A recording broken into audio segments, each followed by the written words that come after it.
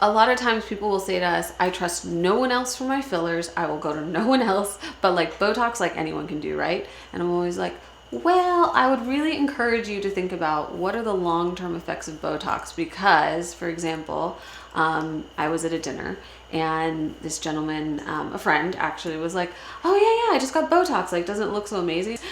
Basically, he looked really flat here and his brow was really heavy. And so as much as he had no wrinkles, in the long term, he's actually making him have a heavy flat brow, which actually made him look more tired. So what do you tell people when they say this to you? Like, oh, all Botox is easy, isn't it? It's a matter of, what meets your needs.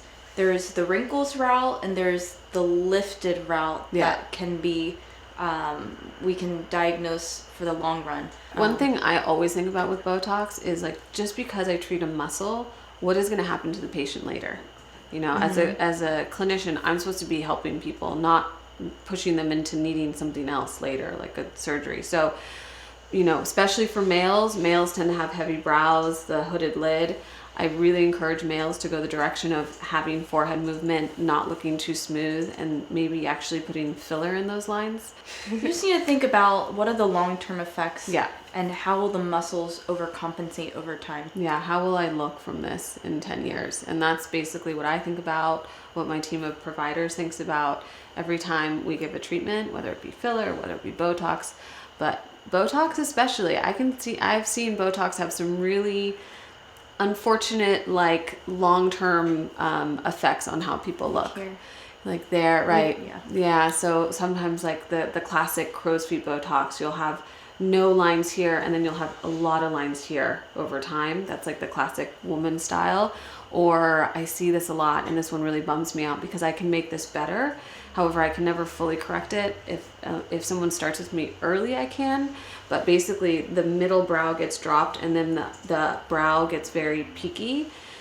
That's another, and that's most common on women. So if you're listening to this, if you're watching this, if you're a male and you have a heavy brow and you're like, but I have no forehead lines, there are other ways to get that. And it would be best to, in my opinion, to have a better long-term plan, because you'll also look more rested. And for women, if you're watching this and you're thinking, oh, I have peaky brows, or my middle, I look kind of angry, the middle of my brow is dropped, or I actually have no lines here, but a lot of lines here. Come in, let us reformulate your Botox. You'll actually see that over the long term, most all of my patients are like, wow, I haven't had Botox in a while and my brows are still even, and it actually like is holding me. And that's because we follow the theory of muscle retraining with Botox. So basically we want to retrain your muscles, and then you don't need us as often for Botox, hopefully. And that does work a little bit better when you start younger, of course. So we encourage you to come have a healthy aging plan, meet with Bo, meet with one of our providers in either Los Angeles or New York City.